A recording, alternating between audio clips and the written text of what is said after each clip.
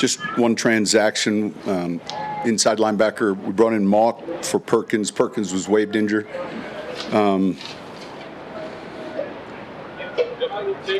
We had a short yardage emphasis at the beginning of practice, and then got into different situations. I thought it was okay. It wasn't one of our better practices, and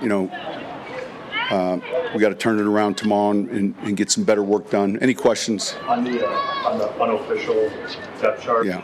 Rookies are at the back of the line. Any indication? Like you said, you're going to do playing time for No, none yet. We'll have that meeting today and tomorrow. You do have, Sam wasn't one of your better practices. I just thought mentally, I thought we hit a wall a little bit. We'll see the film.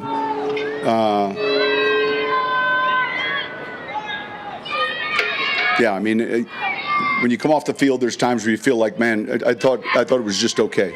So we'll be sharper tomorrow. Go ahead. You have Wannberg listed alone as first. One what? Luke Wannberg listed alone. That's right. He's listed. Yeah, just talking about his progress and how solid. He's smart. He's doing a good job on the second level. I think he's. We got good competition there. We could have put Orr. I mean, look, I look at that, and we get the list together. It's due today. By what time, Patrick? 2 o'clock. So we get the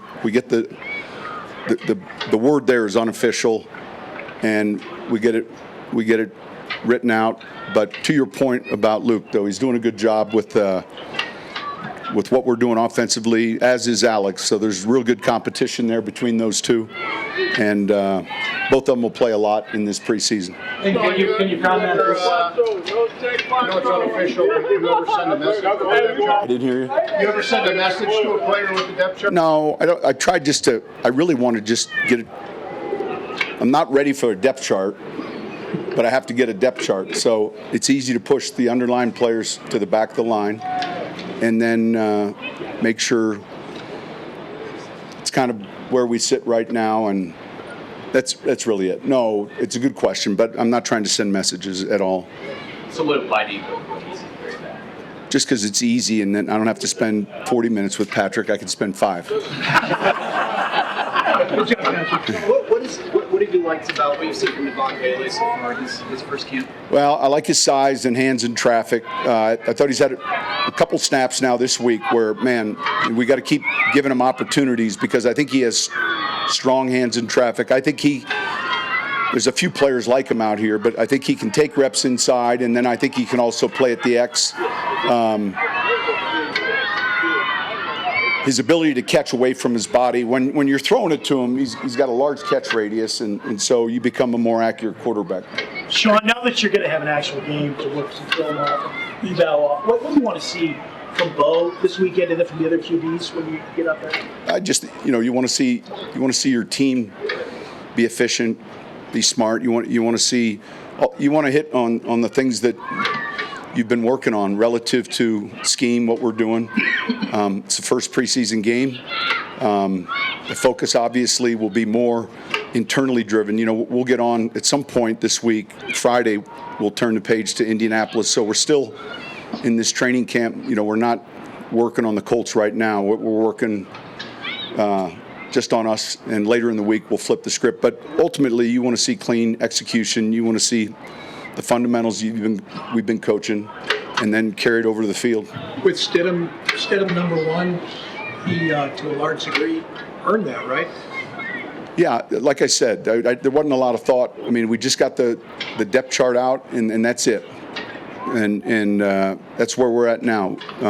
He'll get work with the ones in this preseason, and we'll see what we do with the other guys. Can you comment, though, you have Moss and Mathis. Those guys are competing. Right, but then you don't have Levi Wallace for second team. Why is he in that mix, though? Or? Yeah, he should be in there. He's battling. He should be in there. We're spending too much time on this depth chart. But keep going. Keep asking. Different question, Sean. Last year, at least from an initial standpoint, your season didn't get in the best starting way possible. What are you changing this year in training camp and perhaps good question preseason games to get to a better start this time around? Great question. So Saturday's practice was a little different than we'd done a year ago, and that was, to your point, exactly.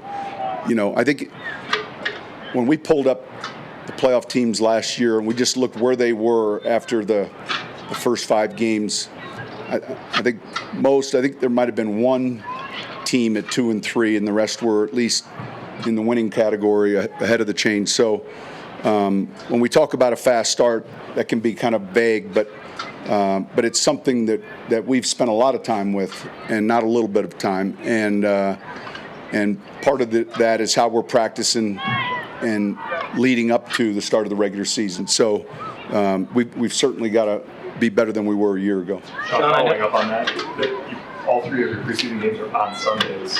Does that help you get into the Well, I like it from a sense we get to control a couple, but it allows you to get into a normal work week flow. So whether they were all Saturdays, all Sundays, all Friday, it becomes a little bit more challenging when you have a Friday, then a Sunday the next week, then a Thursday, for instance. Then it becomes. But I do like the same day, and certainly we play on Sundays, but it could have been Saturday but I like that. It gives us that full week of preparation. Sean, I know you love all perfect practices, but because you maybe hit a wall, I guess, can you use them as an opportunity to see how they respond to? Yeah, sure. I mean, we'll look at the tape, and it probably won't be as bad as, it's pretty common for me to go in there and say, all right, maybe it was just me. But tomorrow will be, another day in pads, and you want to see improvement. What do you see from Powers now that he's out of like that the spotlight of the big contract? Yeah. Is he? So he's smart, he's tough, and I think he's someone. I think he's very good when he's pulling. Right. He's very comfortable in our gap schemes. He's one of our leaders. He's very consistent. You know what you're getting day to day from him. He's a great teammate, and I think very important to that room. With Matt Parrott, saw him getting some reps for the ones today.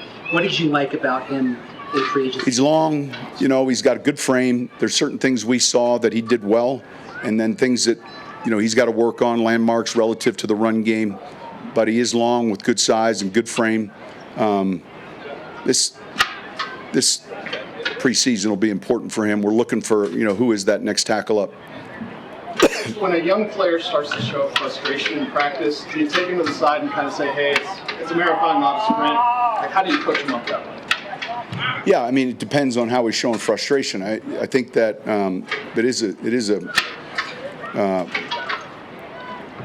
we've got a lot of work ahead of us still.